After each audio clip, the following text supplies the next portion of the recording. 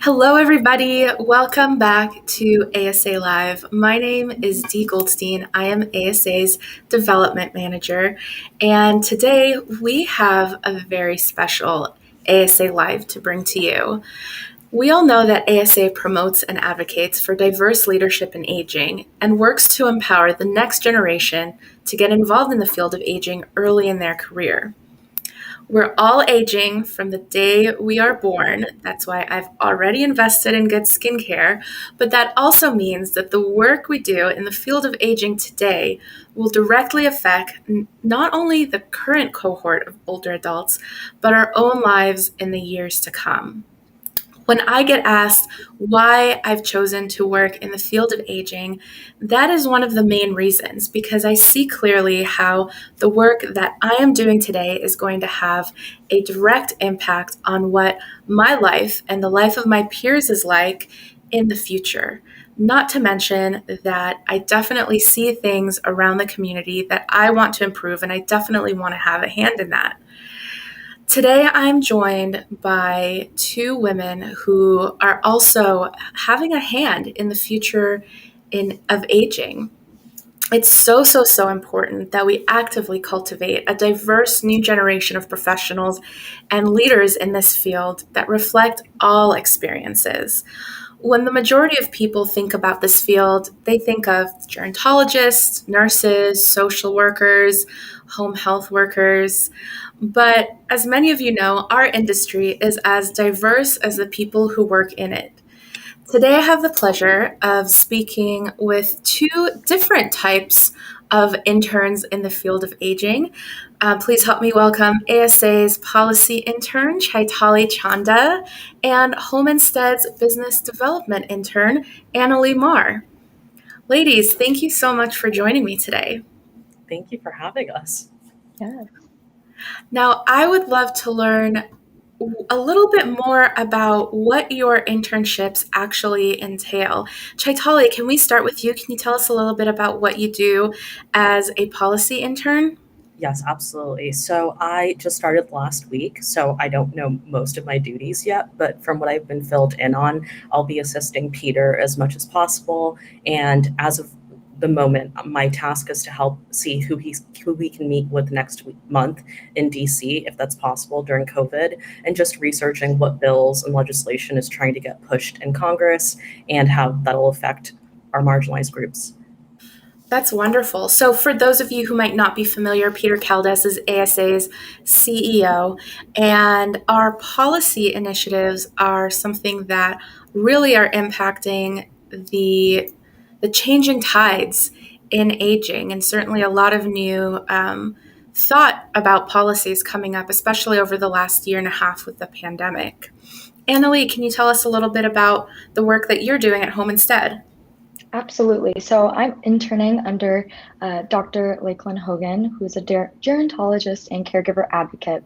So my main duty was really re-strategizing and assisting some of the fundraisers for the Walk to End Alzheimer's through the Alzheimer's Association.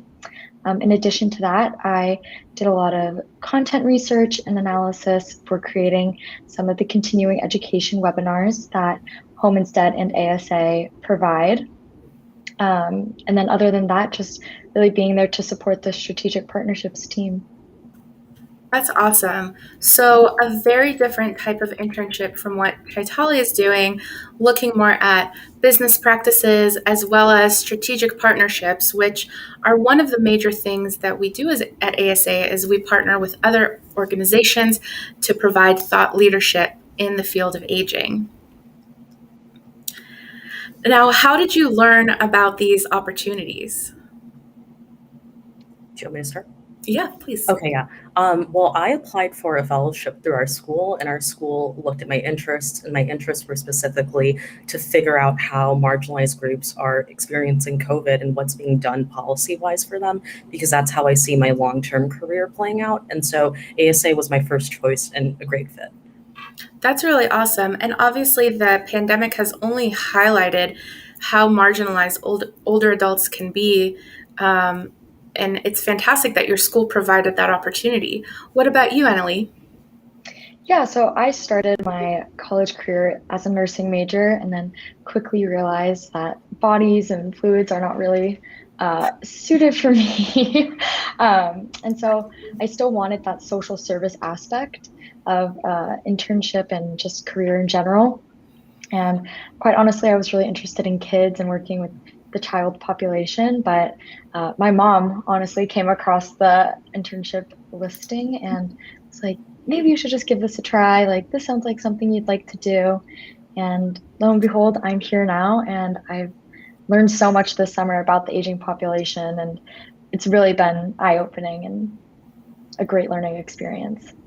That's great. So sometimes mom knows best and can Yeah, help right? direct us in this field. I know my mom certainly did. I started my career in psychology and realized, like you, Annaleigh, very quickly that kind of being in the trenches was not where I can do my best work. And I had a lot of interest on the business side of things, which is one of the reasons that I ended up here at ASA.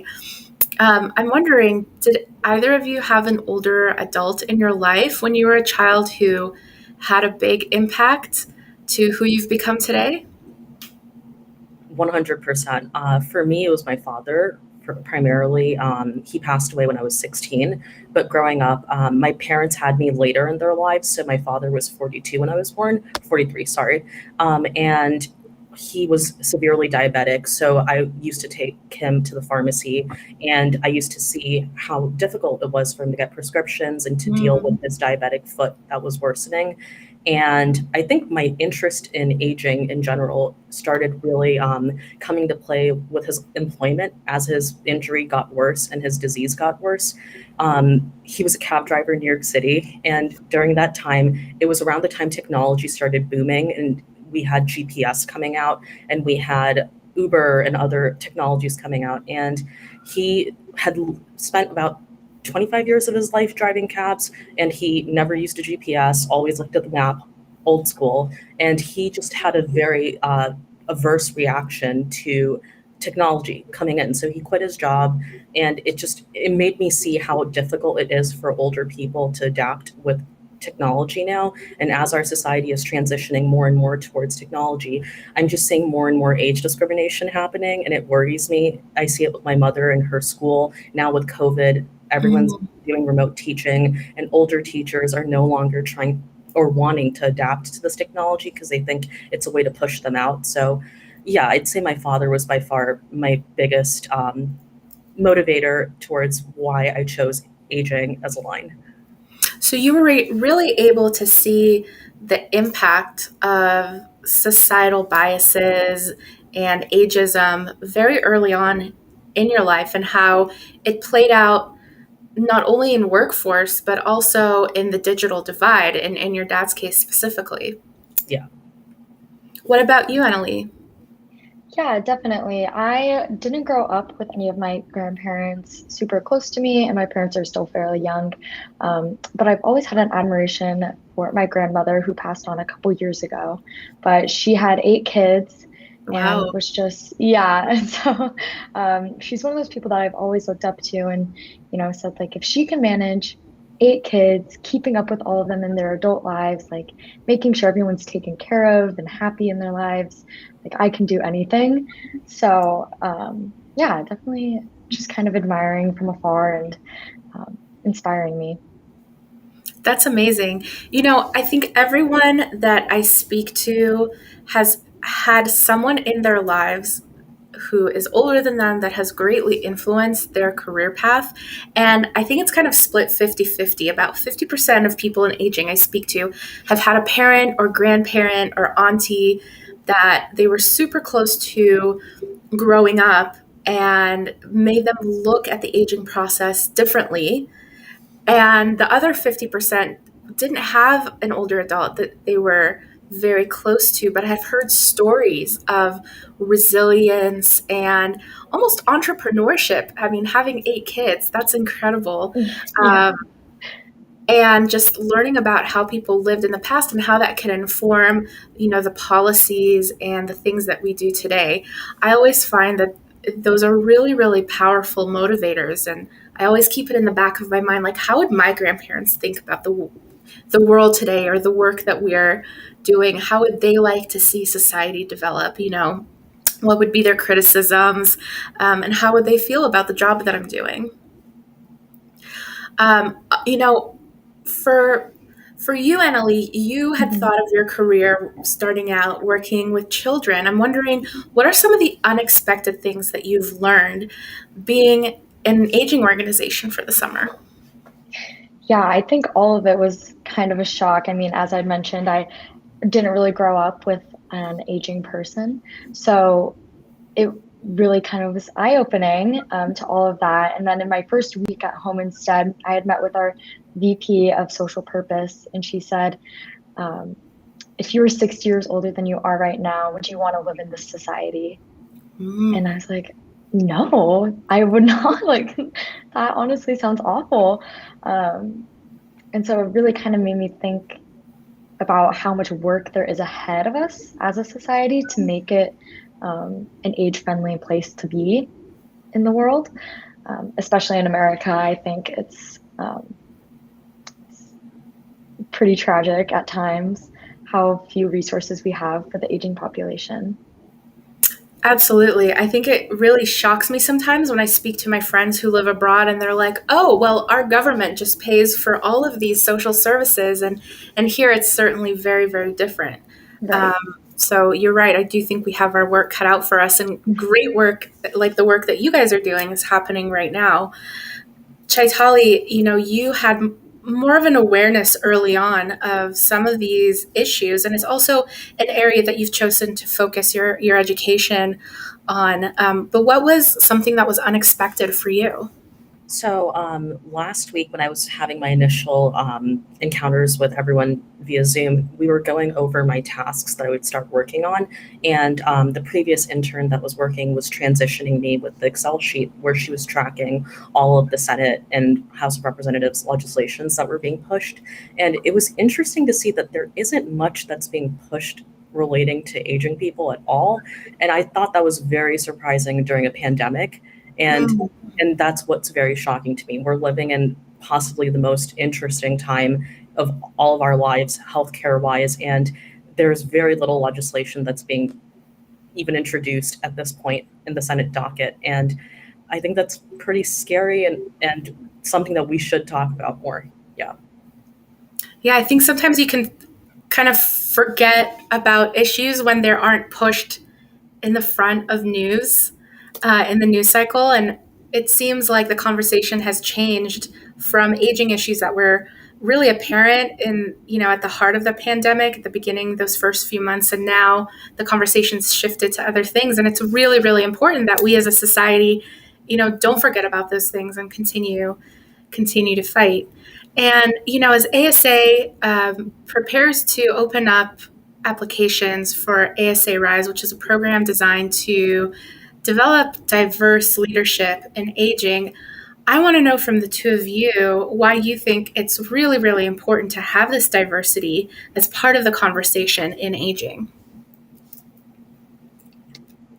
I mean, sorry, I know I keep mentioning the pandemic, but it's also because it's weighing heavily in my mind. I feel like the pandemic is an example of us needing to be organized as a society. And now more than ever, we're seeing America's demographic changing with diversity being a foremost premier issue. And so I Mm-hmm. feel like, from my experience at least, my previous internship to this one was a housing internship where I was working at a nonprofit and I was just seeing elderly people not seeing the resources that they have. Like there are wonderful organizations like ASA that can help push the awareness to people where one people that are older can know that they have these resources available to them, especially for emergency situations like this. And so I think that's why it's more important now than ever for us to get on it. Absolutely. Annaleigh, what about you? Yeah, I actually just did a lot of research about the disparities in Alzheimer's and other Mm, dementias, which is obviously a very pertinent topic in the aging population. And it's really just interesting to see how much socioeconomic status influences your risk of Alzheimer's, whether it be through, poor nutrition or just a lack of brain health education. Um, that a lot of marginalized communities just don't have access to. And so, I mean, there are a lot of great initiatives out there about pushing brain education and, getting people moving in those communities. So I just think having a diverse field of, professionals in the aging realm and industry is so important to like get those voices heard and really, create equity in the aging population. So important. I mean, I love to say that aging issues are not in a silo. They're everybody issues, and it's really important to, broaden our scope when we're thinking about how to address these issues. And, I've been working in aging both in an ASA and at a community-based organization for about 2.5 years now, and sometimes it can feel really heavy. I think just like any other organization that has a social impact and social purpose, we do talk about the marginalization. We do talk about the ageism and the problems, and it can get hard and it can get sad. But I think what I have learned over this time is that there are so many stories of triumph in aging that we don't hear enough about. And those were surprising to me. And I think that that has really helped shift the way that I think about what it means to age in America. Chaitali, you're at the beginning of your internship. Annaleigh, you're towards the end. But how has your experience so far changed your views about what it means to age in America and where we can go from here? So I don't have enough experience yet to comment too much on it about my work experience yet, but I'd say it's pretty much reaffirmed or affirmed my views on what it means to age in America. I think that we are a very capitalist society, which is great, and we all, work to get our health insurance and we have our retirement savings. But I remember when I was a health econ research assistant in college, my professor was studying elderly economic rates, and he told me a comment that I'll never forget, where he said, once you're past the age of 70 in this country, you're pretty much useless in the eyes of Mm. economists, in the eyes of the government, pretty much, where your quality of life and your need to survive is no longer as important as a younger person who's going to go into the work supply and make product for our GDP. And so that's always concerned me. And I'd say that, I mean, I still haven't done much for my first week yet besides working on the Excel spreadsheet. But I guess seeing that with our government's focus right now, like we're in a global pandemic, now is the time more than ever that we should be caring about older people because they are the most affected by COVID. And we don't care because it seems like, well, going back to what my professor had said, older people past the age of 70 don't provide much economic use. And it's much better to focus on younger people for an economist's view, which is very cold, in my opinion. So aging in America scares me at the moment. I'll say that. And it's interesting because I think that your professor really hit the sentiment that many people in society feel about older adults, but we know that in fact it's not true. We know that by 2030, there's going to be more people in the United States over the age of 65 than under the age of 18. And we also know that the older adult population holds trillions of dollars of wealth. They're the wealthiest generation with the most spending power. So we should really be thinking the opposite of how do we enhance their quality of life and what can we learn from them so that it can come full circle so that we can benefit them as much as they've benefited us in the past. Annaleigh, I'm wondering, do you see yourself working in aging in the future? Do you see yourself wanting to work with older adults in the future? Yeah, I mean, it's definitely now that I've completed this internship and on, the forefront of my mind, and how we can, enhance the aging society.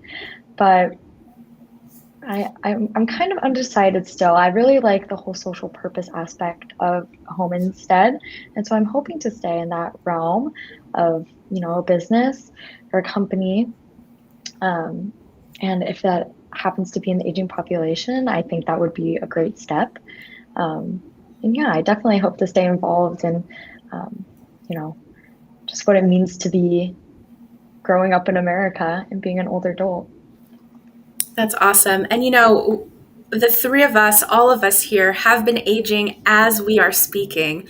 So I think it fills me with hope to speak with the two of you to know that both on the policy side of things and on the business side of things, there is excitement and energy being put into solving some of these, issues that you've both identified in society that we're all really, really aware of. And I think that, it makes me feel really hopeful for the future. We have to wrap up now, but I did want to thank you both, Chaitali and Annaleigh, for joining me today for ASA Live. This is just part one of a series of conversations that we are having of individuals who are working in diverse areas in the field of aging. So there will be more of this conversation to come. And don't forget to join us 2 weeks from now for another ASA Live. In the meantime, if you have any additional questions or would like to share your thoughts about today's conversations, please email us at info@asaaging.org. Ladies, thank you again so much. Thank you. Thanks for having us. Take care, everybody.